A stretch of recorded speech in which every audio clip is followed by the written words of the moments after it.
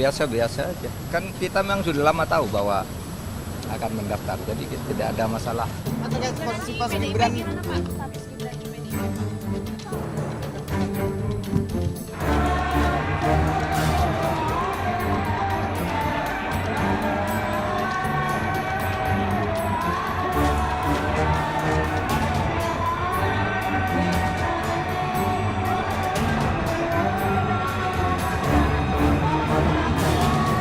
terkait posisi Mas PDIP, Gibran, gimana Pak status Gibran di PDIP Pak?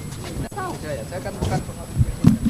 Mas Gibran kan dilaporkan mendaftarkan diri ke KPU pada hari Ya. ini. Gimana Ya. nih Pak sebagai salon kontestan yang nanti menghadapi Mas Gibran? Tidak apa-apa, biasa-biasa aja. Kan kita memang sudah lama tahu bahwa akan mendaftar, jadi tidak ada masalah khusus lah. Bagus, silahkan. Untuk perebutan suara nanti kira-kira Pak Mahfud optimis kan Mas Ah, Gibran silakan. dikhawatirkan menggerus suara di Jakarta.